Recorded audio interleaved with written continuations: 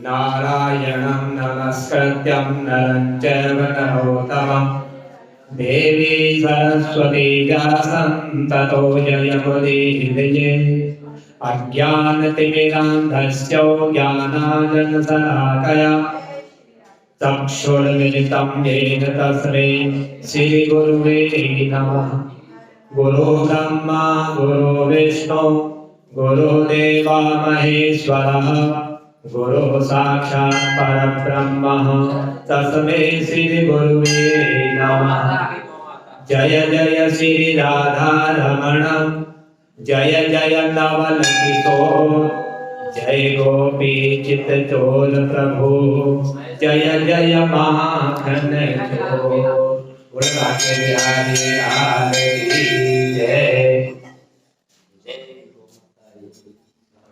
कल जलंधर की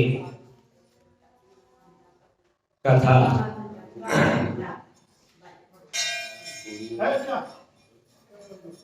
जो ऋषि मुनियों ने श्रवण करी थी, जलंधर और भगवान शंकर में रणभूमि में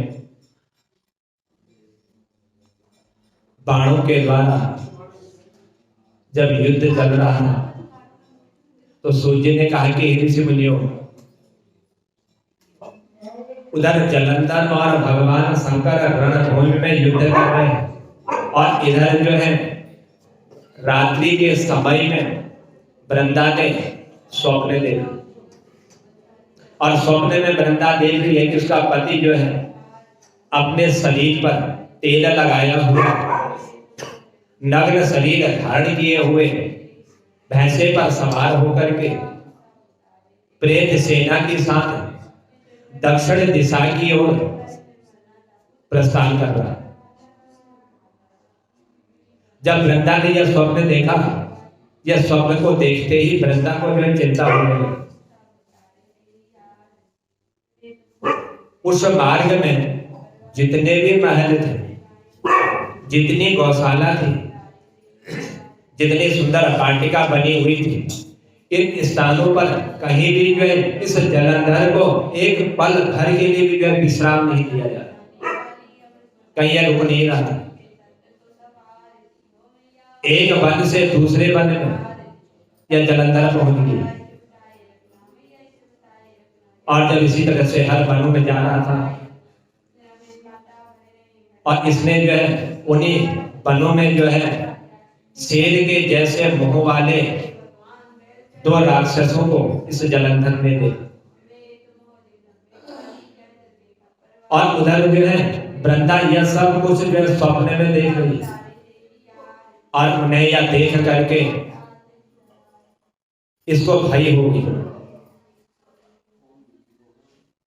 और एकदम उस स्थान से यह भाग खड़ी हो आगे जाकर के उससे थोड़ा आगे बढ़ी, देखा कि एक तपस्वी तपस्या कर रहे हैं और उनके दो शिष्यों को इसने देखा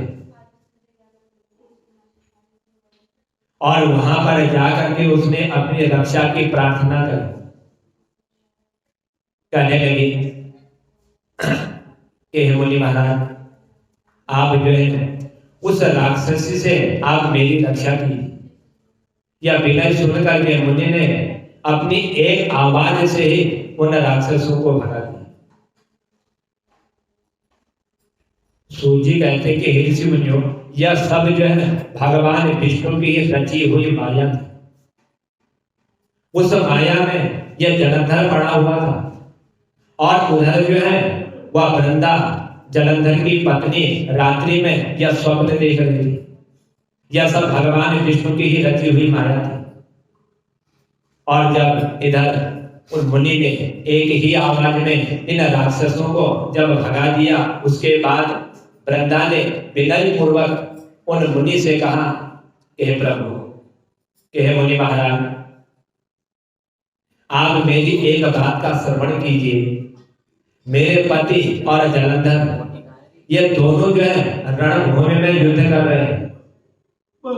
इन दोनों का घोर युद्ध हो रहा है। तो आप एक बात बता दीजिए, इन दोनों के युद्ध में विजय किसकी होगी? मेरे पति की होगी या भगवान शंकर की विजय होगी? किसकी विजय होगी यह आप मुझे बतला दीजिए। क्योंकि आप सर्वज्ञ, आप तपस्वी और तप के द्वारा आप सब कुछ ज्ञान प्राप्त कर सकते हैं। वृंदा के ऐसे वचन सुन करके मुनि ने आकाश की ओर देखा और आकाश की ओर देखते ही उसी समय जो है दो बंदरों ने आकर के जहां पर मुनि तपस्या कर रहे थे उस स्थान पर जाकर के मुनि को प्रणाम किया। दो बंदरों का रूप धारण किया, भगवान की माया के द्वारा मुनि को प्रणाम किए और मुनि का जो संकेत मिला था उस संकेत को पा करके ये दोनों बंदर जो है उस स्थान से चले गए। और जब ये उस स्थान से चले गए तो पुनः कुछ देर के बाद ये दोनों बंदर जो है आकाश की ओर से आए और इन्होंने जो है उस आकाश मार्ग से आकर के उस वृंदा के पति जलंधर का सिर धड़ से अलग करते हुआ उस स्थान पर पटक दिया जहां पर यह वृंदा मुनि से जो है अपनी रक्षा के लिए पहुंची हुई थी। उस जलंधर का सर इन दोनों ने वहां पर पटक दिया। अपने पति जलंधर के सर को और मृत शरीर को देख करके अब यह वृंदा बड़ी दुखी हो विलाप करने लगे कि मैं तो मुनि से अपनी रक्षा के लिए आई थी कि मेरी रक्षा करो। जलंधर और भगवान में मेरा युद्ध चला, विजय किसकी हो, और यहाँ तो मेरे ही पति का जो है मृत शरीर पड़ा हुआ। रोने लगे, विलाप करने लगे, मूर्छित हो गई और मूर्छित होकर के यह पृथ्वी पर गिर पड़े। तब मुनि ने जो है अपने कमंडल से थोड़ा सा जल लिया और जल लेकर के इस वृंदा के मुंह पर उस जल के छींटे लगे और उस जल के छींटे लगते ही इस वृंदा की जो है चैतन्यता को प्राप्त हो गई। जो ये मूर्छित होकर के भूमि पर गिर पड़ी थी इसकी मूर्छा समाप्त हो गई। तब यह पुनः विचार करते हुए विलाप करने लगी। मुनि से कहा कि महाराज कि हे मुनि,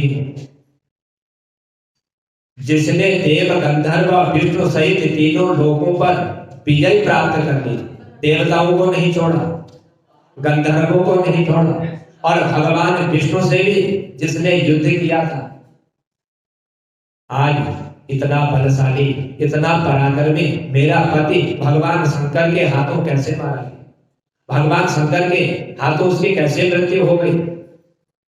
इसलिए आप सामर्थ्यवान है, आप यह जानते हैं, आपको ज्ञान मालूम है, इसलिए आप मुझे बतलाने की कृपा कीजिए। जैसे भी हो आप ऐसा उपाय कर दीजिए कि मेरे पति को जो है जीवन दान मिले, मेरा पति जो है जीवित होता।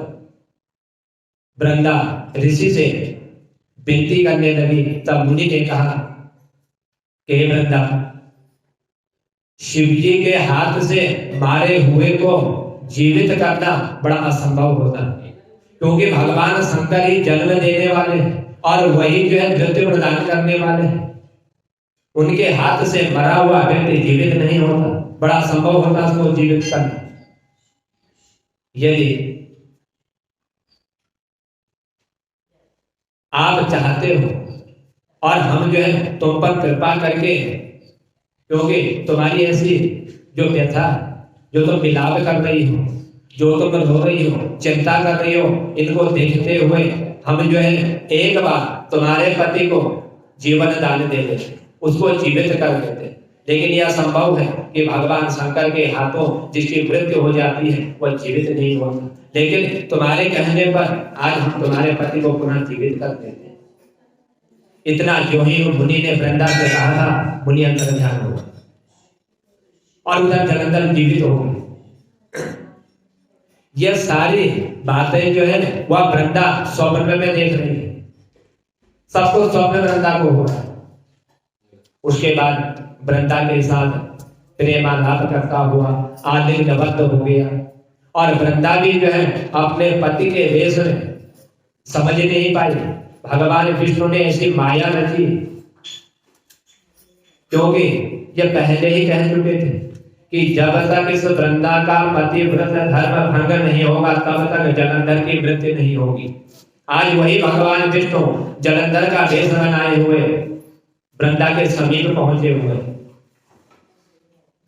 और वृंदा भी जो है यह नहीं समझ पाई, भगवान विष्णु को अपना पति समझ करके उनके साथ वन में यह रमण करने लगे।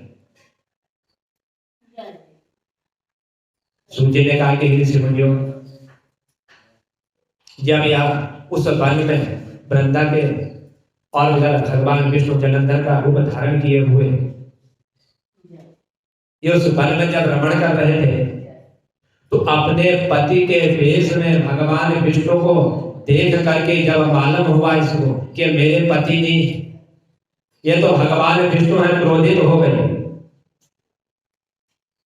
वृंदा को क्रोध आया और बोली कि तुमने जो है आज मेरे पतिव्रत धर्म को तुमने भंग किया हुआ, तुमने मेरे साथ आज एक घोर अपराध किया हुआ, इसीलिए मैं तुम्हें साथ देती हूँ कि निश्चय ही वह जो मुनि थे जिनसे मैं अपनी रक्षा के लिए गई हुई थी, वह मुनि कोई और नहीं, वह तुम ही थे, और तुमने ही माया रची थी।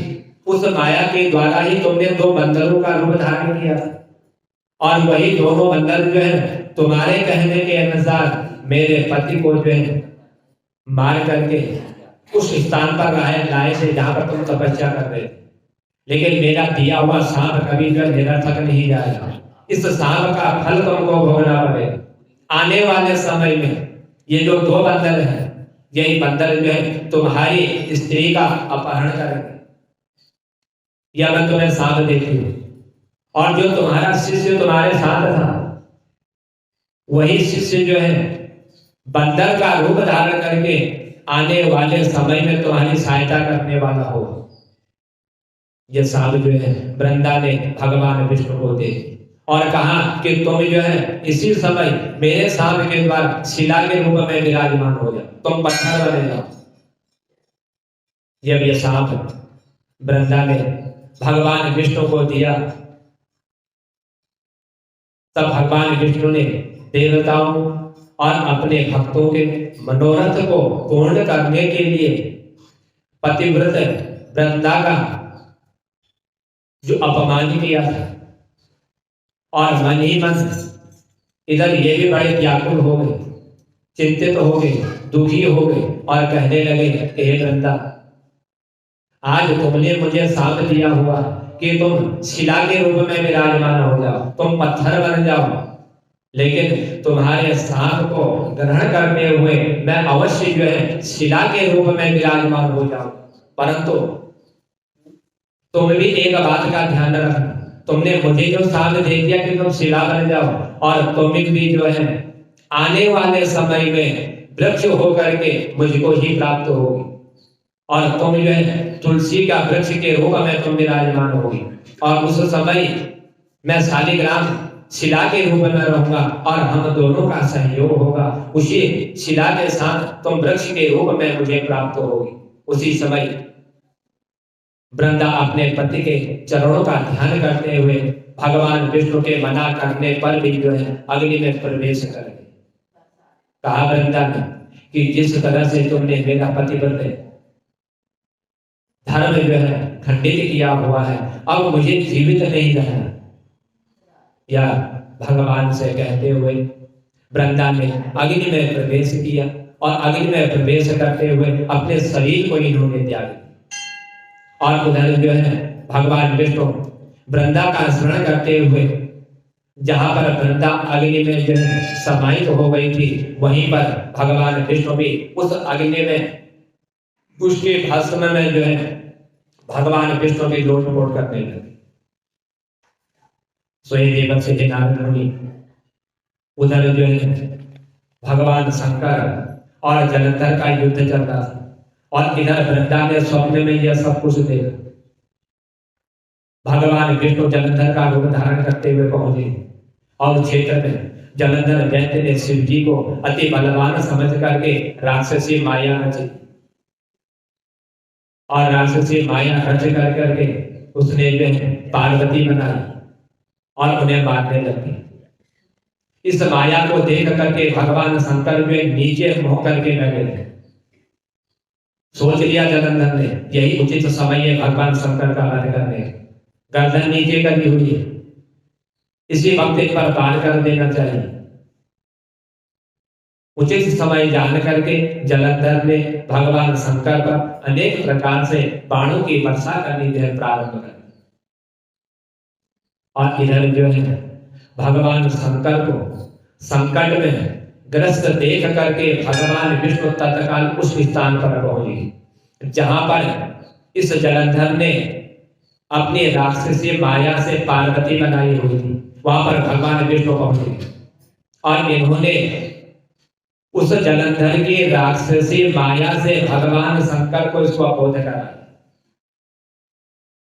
इस जलंधर ने राक्षसी माया के द्वारा तुमको यह भ्रमित किया हुआ है।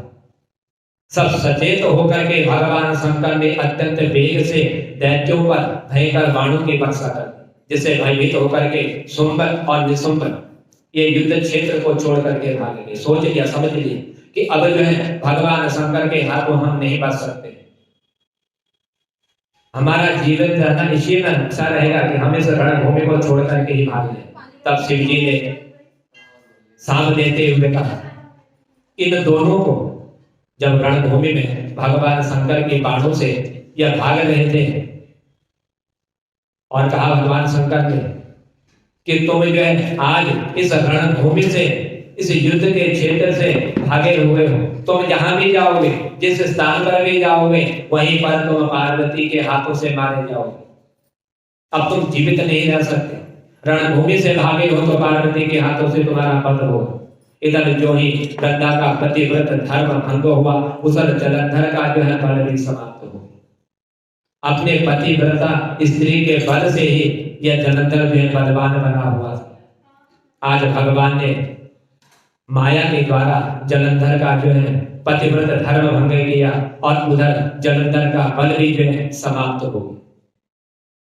तब भगवान विष्णु अपने सुदर्शन चक्र के तेज सहित इन्होंने भगवान शंकर को प्रदान किया और उधर शिव जी ने भगवान विष्णु के साथ अपना और ऋषियों का जो इन्होंने तप किया हुआ था, उस तप से उस पतिव्रता स्त्रियों का तेज मिला करके एक अस्त्र का निर्माण किया और उस अस्त्र का निर्माण करते हुए जलंधर दैत्य पर छोड़ दिया। जो ही वह अस्त्र जलंधर के पास पहुंचा और जलंधर के पास पहुंचते ही उस जलंधर का सिर जो है उस अस्त्र ने काट करके भूमि पर गिरा और उधर जो है सिर और धड़ जब दोनों अलग हुए तब जलंधर का जो तेज था वह जलंधर का तेज भगवान शंकर में और जो वृंदा का तेज था वह वृंदा का तेज जो है पार्वती में समाहित हो गया। उधर विष्णु जो है वृंदा की जब चिता में दुख प्रकट कर रहे थे, साथ दिया था वृंदा ने, भगवान विष्णु ने भी कहा था कि तुम वृक्ष रूप में प्राप्त होगे। देवताओं ने भगवान शंकर की स्तुति करते हुए कहा कि हे त्रिलोकीनाथ, कि हे भगवान, कि हे महादेव, आज आपने इस रणभूमि में इस जलंधर को मार करके हम लोगों का जो है महान उपकार किया हुआ है। इस जलंधर से आपने जो है हमारी रक्षा की हुई है, लेकिन जलंधर से तो आपने हमारी रक्षा कर दी, लेकिन हे प्रभु, कि हे भगवान, कि हे त्रिलोकीनाथ, उधर जो है एक बहुत बड़ा अनर्थ होने जा रहा है कि जिस स्थान पर यह वृंदा जो है भस्म हो गई, अपने शरीर को इसने त्याग दिया था, वहीं पर जो है उस पतिव्रत धर्म से, वृंदा के पतिव्रत धर्म से मोहित होकर के आज भगवान विष्णु निरंतर उनकी उस चिता भस्म पर जो है पड़े हुए। यह एक बहुत बड़ा अनर्थ हो रहा है। ये काम तो आपने कर दिया, जलंधर से हमारी तो रक्षा कर दी, लेकिन अब आप जो इस कार्य को भी पूर्ण कर दी। आप ऐसा कोई यत्न कीजिए जिसके द्वारा यह कार्य भी जो है पूर्ण हो जाए। आप भगवान विष्णु के पास जाकर के आप उनको समझाने की कृपा कीजिए। जब इधर समस्त देवता भगवान शंकर से इस तरह की विनती कर रहे थे तो भगवान ने कहा कि हे देवताओं, तुम इसकी कोई चिंता मत करो कि मैंने जलंधर से तुम्हारी रक्षा कर ली, लेकिन भगवान विष्णु को किसी प्रकार का कोई कष्ट दुख नहीं हो। तुम सब जो है भगवान की जो योग माया है, उस भगवान की योग माया की शरण में तुम चले जाओ और उसी की शरण में जाकर के वही योग माया जो है तुम सब देवताओं के कार्य को सिद्ध कर दे, और वही जो है इस संकट को हरने वाली है। जो भगवान की योग माया का चिंतन करता है, संकट आने पर वह योग माया अपने उस भक्त के सारे संकटों का जो हरण कर देते, समाप्त कर देते। भगवान शंकर की ऐसी बात सुन करके जब समस्त देवता योग माया की शरण में जब पहुंच गए और वहां पर जाकर के इन देवताओं ने योग माया की स्तुति करने लगे। जब योग माया की ये स्तुति कर रहे थे और उनके देवताओं की स्तुति सुन करके योग माया जो है इन देवताओं से कहने लगे कि हे देवताओं, आज तुम मेरे पास जिस कार्य के लिए आए हुए हो, यह तुम्हारा कार्य अवश्य पूर्ण हो। और इधर जो है उस योग माया देवी से यह देवता कहने लगे कि हे देवी, आप संपूर्ण इस जगत की उत्पत्ति करने वाले हो, पालन करने वाले हो, और आप ही जो है इसका नाश करने वाले हो। कि आपके जो है 3 रूप है, पहला सतोगुण, दूसरा रजोगुण और तीसरा जो है तमोगुण, ये आपसे ही उत्पन्न हुए। ये तीनों गुण आप में विराजमान है, आपने इनकी उत्पत्ति की हुई, इसीलिए आपकी माया को स्वयं ब्रह्मा भी नहीं जान पाते। इसलिए हे देवी, हम आपको जो है नतमस्तक होकर के दंडवत प्रणाम करते हैं, जिससे भक्तगण अनादर और मोह को प्राप्त नहीं होते। आप उनका कल्याण करने वाले हैं। ऐसे मूल प्रकृति को हम जो है दंडवत बारंबार में प्रणाम करते हैं। उस समय जब यह देवता लोग योग माया देवी की जो है स्तुति कर रहे थे, उसकी वंदना कर रहे थे, तो देवताओं ने उसी समय एक तेज देखा, और उस तेज को देखते ही जो है आकाशवाणी हुई। इन देवताओं ने उस आकाशवाणी को भी श्रवण की। रजोगुण, तमोगुण और सतोगुण, ये जो तीनों गुण थे उस योग माया से जो उत्पन्न हुए थे, इन तीनों गुणों से जो रजोगुण था उससे गौरी की उत्पत्ति हो गई, और जो सतोगुण था उससे लक्ष्मी की उत्पत्ति हुई, और जो तमोगुण था इससे सरस्वती की उत्पत्ति हो गई। ये तीनों जो है उस योग माया के ही द्वारा इनकी उत्पत्ति हुई। और कहने लगे कि जो तीनों रूप हैं जो मेरे से ही प्रकट हुए हैं, गौरी, लक्ष्मी और सरस्वती, ये तीनों रूप जो है तुम्हारे कार्य को सिद्ध करेंगे। इसीलिए तुम जाओ, जाकर के इन तीनों देवियों की आराधना प्रारंभ करो, और ये तीनों देवियां हैं तुम्हारे कार्य को सिद्ध करने वाली होंगी।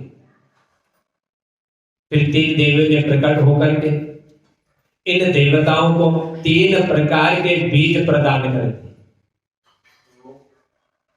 और तीनों बीज दे करके ये तीनों देवियां कहने लगी कि जाओ, जा करके जहां भगवान विष्णु वृंदा की चिता पर विराजमान है, उस भस्म पर वहां पर जा करके तुम जो है ये तीनों बीजों को बो देना, और यही तीनों बीज जो है तुम्हारे कार्य को सिद्ध करने वाले होंगे।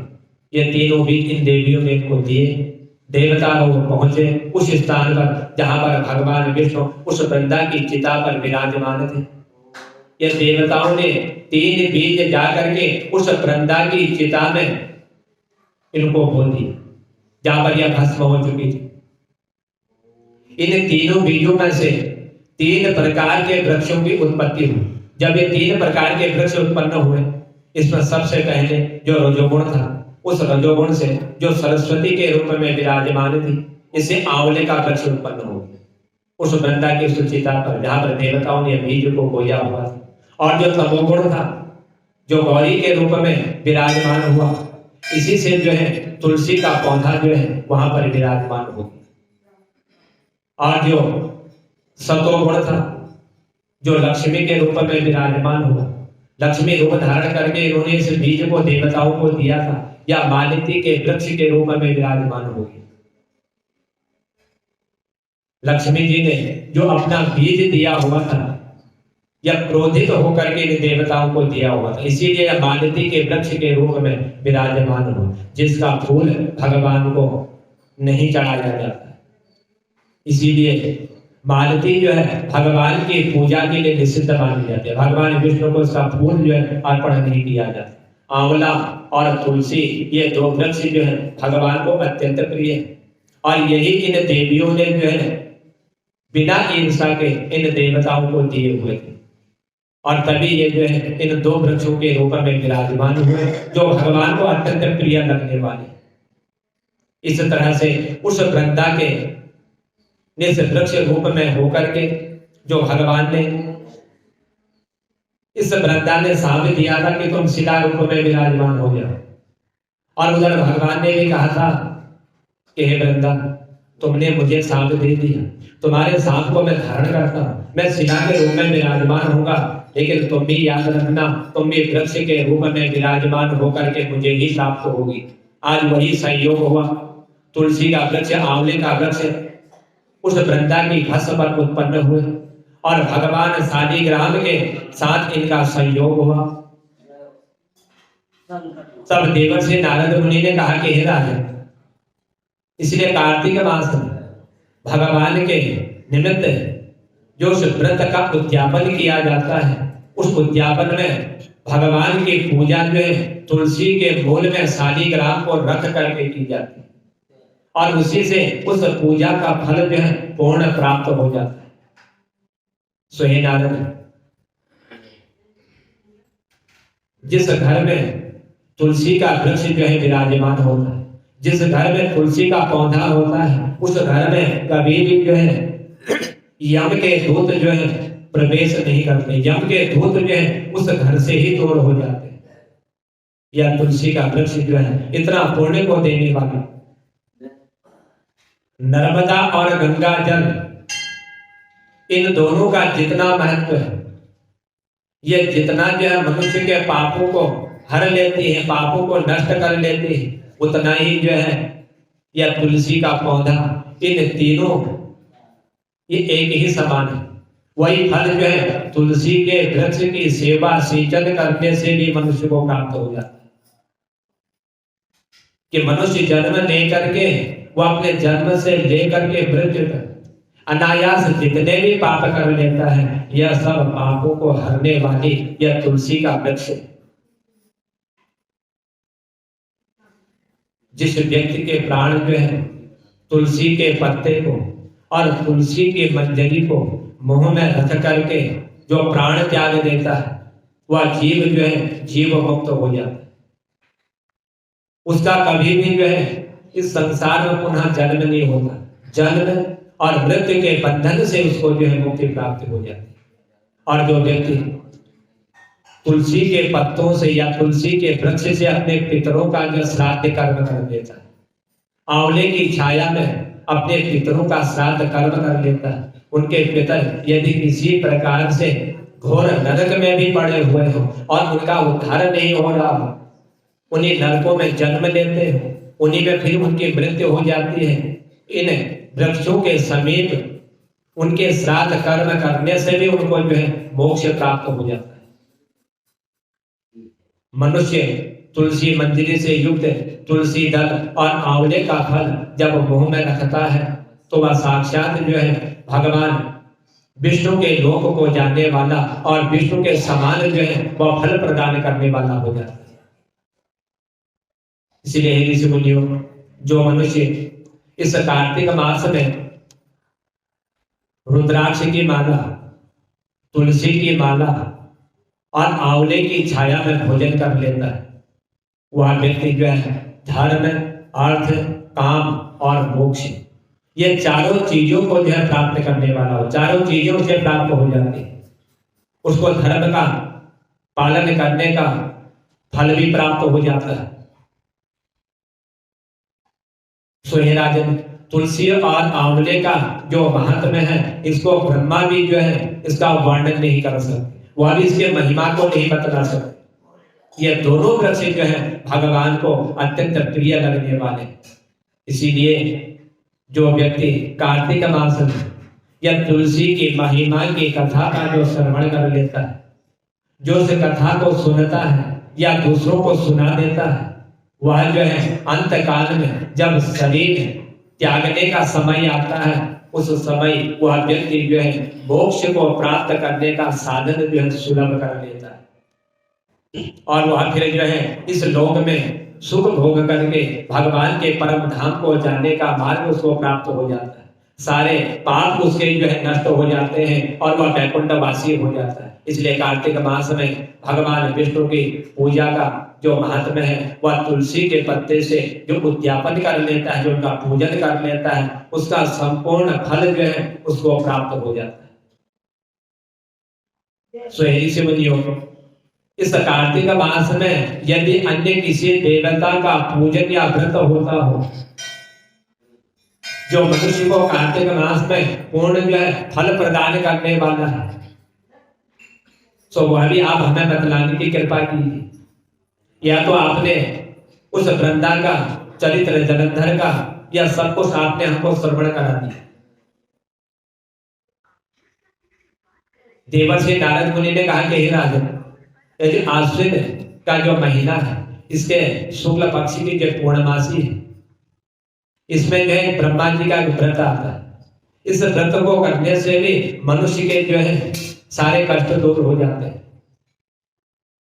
इसीलिए कार्तिक कृष्ण पक्ष की जो चतुर्दशी है, उसमें गणेश, अष्टमी, अमावस्या, ये तीनों जो है इस कार्तिक मास में पुण्य फल प्रदान करने वाले हैं। कार्तिक चतुर्थी को गणेश जी का, अष्टमी और अमावस्या को लक्ष्मी का, इनका व्रत और पूजन ये सब कार्तिक मास में ही आते हैं। और इनका पूजन व्रत करने से मनुष्य को जो है मोक्ष प्राप्त हो जाता है। जन्म जन्मांतर के उनके पाप जो है नष्ट हो जाते हैं।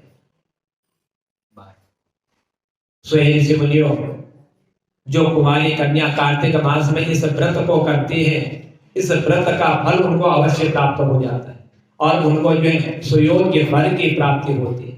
और यदि विवाहित स्त्रियां करती है तो उनका सुहाग जो है अटल रहता है। इसीलिए प्रातःकाल स्नान आदि से निवृत्त होकर के गणेश जी का पूजन, सायंकाल को गणेश जी का पूजन करने के बाद फिर चंद्रमा का पूजन, उनको अर्घ्य दे करके ही इस व्रत का जो समापन किया जाता है। और इस विधि विधान से जो इन व्रतों को कर लेता है, उन व्रतों का संपूर्ण फल जो है उस मनुष्य को जो है प्राप्त हो जाता है।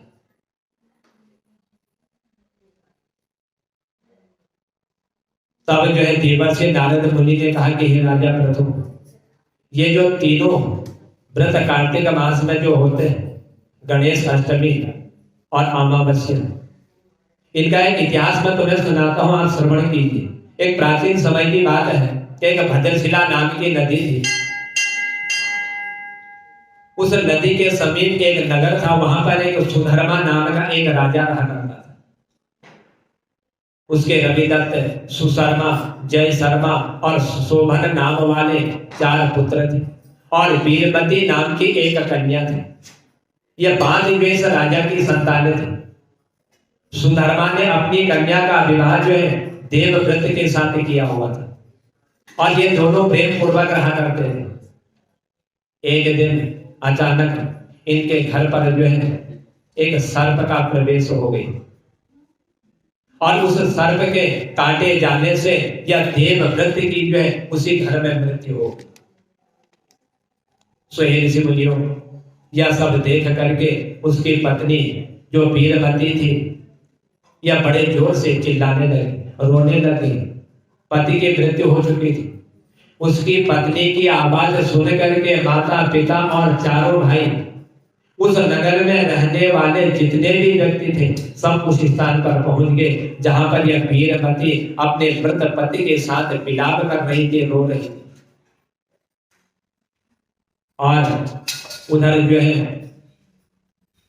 उस देवव्रत को मरा हुआ देख करके सारा नगर जो है दुख के सागर में डूब गया।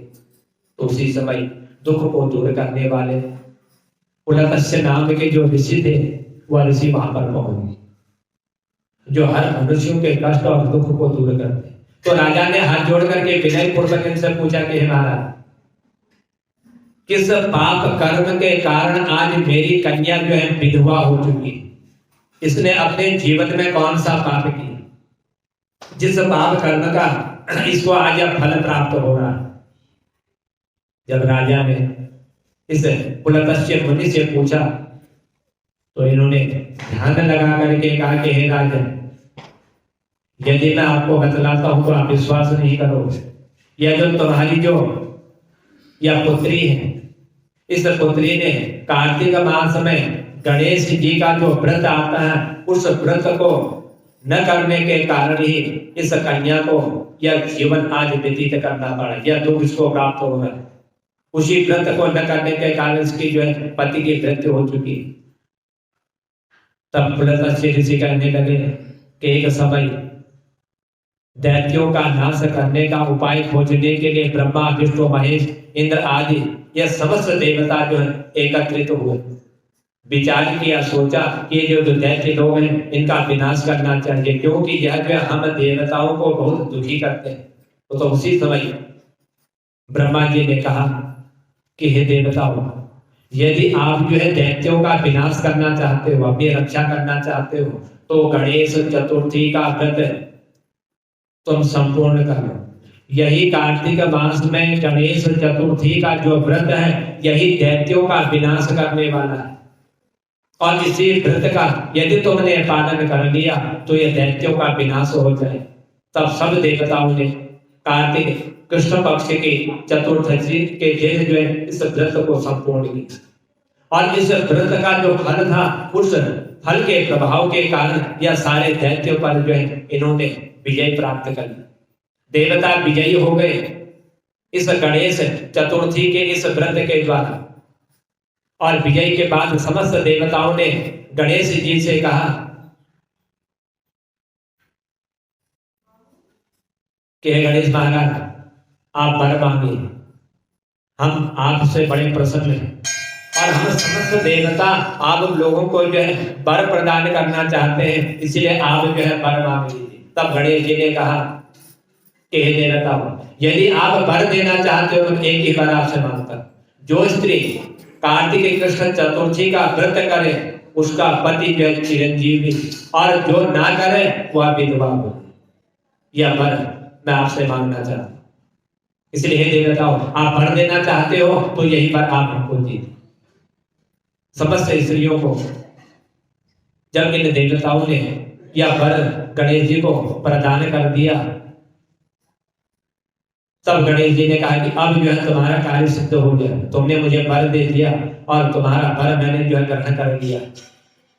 तब सूर्य ने कहा कि ऋषि मुनियों, इस कार्तिक मास में समस्त व्यक्तियों को जो है यह गणेश चतुर्थी का उत्तम व्रत जो अवश्य करना चाहिए।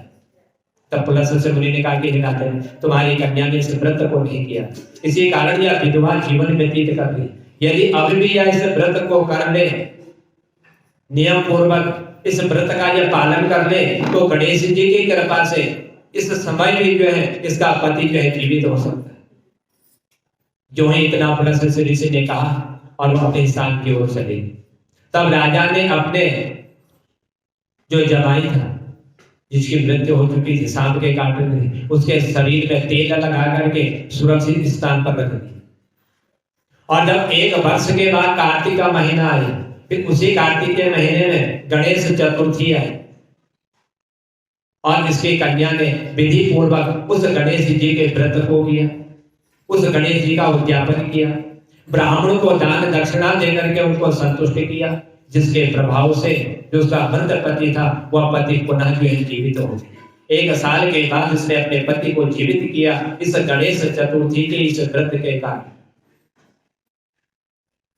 तब देवर्षि नारद मुनि ने कहा कि हे राजन, यह गणेश चतुर्थी का व्रत जो है अवश्य फल प्रदान करने वाला है। जो नियम पूर्वक श्रद्धा भक्ति युक्त होकर के इस व्रत को कर लेता है उसको जो है अवश्य ही गणेश जी की कृपा से इसका फल जो है प्राप्त हो जाता है। और हे राजन, सौभाग्य स्त्रियों को अपने सुहाग की रक्षा के लिए और संतान की प्राप्ति के लिए इस कार्तिक मास में इस गणेश चतुर्थी के इस व्रत को जो अवश्य करना चाहिए।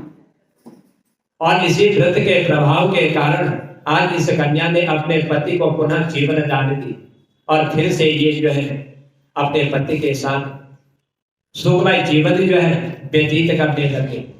इसलिए हे राजन, इस व्रत का श्रवण करने मात्र से, इस व्रत को नियम पूर्वक करने से मनुष्य को जो है अवश्य ही इसका फल जो है प्राप्त होगा और वह जो है इस लोक में सुख भोग करके और अंत में या वैकुंठ धाम जाने का जो है एक सुलभ मार्ग जो है प्राप्त कर लेता है। गणेश जी की कृपा से ही उस व्यक्ति को जो है संपूर्ण फल जो है प्राप्त हो जाता है।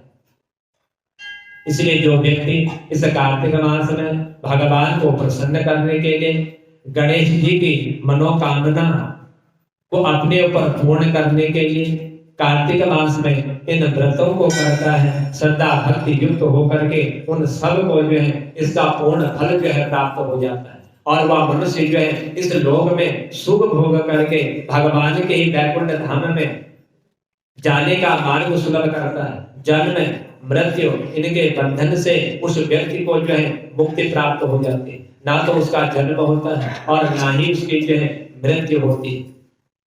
जो व्यक्ति कार्तिक मास में भगवान के सत्संग, भजन, कीर्तन, जप इत्यादि कर्म यदि कर लेता है, इन सब का संपूर्ण फल जो है मनुष्य को प्राप्त हो जाता है। कार्तिक मास में किया हुआ भगवान के निमित्त जो भी कर्म है यह सब जो है मनुष्य को अनन्य फल प्रदान करने वाले। जितने तीर्थ, जितनी नदियां, इन सब का फल जो है एक मात्र कार्तिक मास में तुलसी के द्वारा भगवान की पूजा करने से वह फल जो है मनुष्य को प्राप्त हो जाता है। और इसीलिए यह कार्तिक मास भगवान को अत्यंत प्रिय लगता है। जो भगवान के निमित्त उनकी पूजा से जो भगवान को प्रसन्न कर देता है तो भगवान अपने भक्त की जो है समस्त मनोकामनाओं को पूर्ण कर देते हैं और वह व्यक्ति जो है इस लोक में फिर सुख भोग करके अंत में वह भगवान के धाम को जाने का मार्ग सुलभ कर देता है। इसलिए हे ऋषि मुनियों, यह जो है इस कार्तिक मास में भगवान की कथा श्रवण करने से और भगवान की पूजा करने से जो फल मनुष्य को प्राप्त होता है, जो फल तीर्थों में स्नान करने से और तीर्थों में नाम जप करने से जो भगवान प्रसन्न होते हैं, वही कार्तिक मास में तुलसी के समीप भगवान का पूजन करने से उन्हें तीर्थों का फल भी जो है उस मनुष्य को प्राप्त हो जाता है। और यह सब जो है मनुष्य अपने श्रद्धा भक्ति युक्त होकर के जो कर्म भगवान को अर्पण कर देता है, उसी कर्म के ही द्वारा वह मनुष्य जो है इस लोक में सुख भोग करके फिर भगवान के परम धाम को जाने के मार्ग को वह सुलभ कर देता है। राजा ने कहा कि हे नारद, कि आप सर्वज्ञ हो, आप सब जानने वाले, क्योंकि आप जो है ब्रह्मा के मानस पुत्र हो और ब्रह्मा के मानस पुत्र होने पर भी जो है आपको समस्त ज्ञान प्राप्त है। आपने जब भी जो भी उपाय आपने भक्तों को, देवताओं को, दैत्यों को, राक्षस को जो कुछ भी बतलाया, यह सब कुछ जो है आपने उनके ही भले के लिए उनको बतलाया, जिसके द्वारा यह मनुष्य जो है इस लोक में सुख भोग करके भगवान का परम धाम प्राप्त करने का जो मार्ग है, उस मार्ग को यह सब जो है सुलभ कर देते हैं। इसलिए हे देवर्षि के हे नारद मुनि, तुमने जो है देवताओं के कल्याण के लिए और दैत्यों के कल्याण के लिए उधर आप कभी देवताओं की तरफ से जो है पहुंच जाते हो उनको समझाने, और कभी आप जो है दैत्यों की तरफ पहुंच जाते हो, क्योंकि आप जो है ब्रह्मा जी के पुत्र और आपको जो है यही वरदान प्राप्त है कि देवर्षि नारद मुनि आप जो है इस संसार में भ्रमण करते हुए हर मनुष्यों का कल्याण करो, क्योंकि आपकी तरह संसार में ना तो कोई साधु होगा और ना हो सकता है, क्योंकि आप जो एक सच्चे एक संत है। और यही जो है एक सच्चे संत की जो है यही पहचान है। आपके द्वारा जहाँ सत्संग होता है उस सत्संग का यदि कोई श्रवण कर लेता है सो हे देवर्षि हे नारद मुनि, वही सत्संग जो है उन मनुष्यों का कल्याण करने वाला होता है, उन मनुष्यों को जो है भव पार करने वाला होता है। जब राजा पृथु ने देवर्षि नारद मुनि के मुखार बिंद से इस तरह इस कार्तिक मास में भगवान की पूजा का फल और देवताओं के वरदान का फल जब श्रवण किया, तब समस्त ऋषि मुनि देवर्षि नारद मुनि से कहने लगे कि हे भगवान, कि हे प्रभु, कि हे नारद मुनि, आज हम जो है आपके मुखार बिंद से इतनी कथा को श्रवण करते हुए बड़े धन्य हो गए कि आप जो है अपना ही नहीं बल्कि इस जगत के कल्याण के लिए मनुष्यों को जो है ज्ञान प्रदान करते हैं, और उसी ज्ञान के द्वारा वह मनुष्य जो है अपने अपने पाप कर्मों से निवृत्त हो जाते हैं। इसीलिए आपकी तरह संसार में कोई संत जो है ना हो सकता है, क्योंकि आप जो है एक सच्चे संत की श्रेणी में, उच्च कोटि के संतों की आप श्रेणी में आते हैं। देवताओं का आपने कल्याण किया, देवताओं के हर कार्य को आपने सिद्ध की, और उधर दैत्यों के कार्य को भी आपके सामने आप किसी पर भी भेदभाव नहीं करते, आप सबको एक समान मान करके इस संसार में भ्रमण करते हुए हर किसी का आप जो है कल्याण करते। इसीलिए आपके मुखार बिंद से इस कार्तिक मास में आपने जो भी कर्म, सत्संग, ध्यान, अर्जन, पूजन जो कुछ भी आपने बतलाया है, यह सब सुन करके हम जो है बड़े धन्य हो गए हैं। और आप जो है पापों को नाश करने वाली कथाओं का भी आपके मुखार बिंद से हमने जो है श्रवण किया। ऋषियों के इस बात को सुन करके देवर्षि नारद मुनि बड़े गदगद हो गए और अपने स्थान की ओर देवर्षि नारद मुनि ने प्रस्थान किया। बोल भाग्य बिहारी लाल की, बोल राधा रानी सरकार की।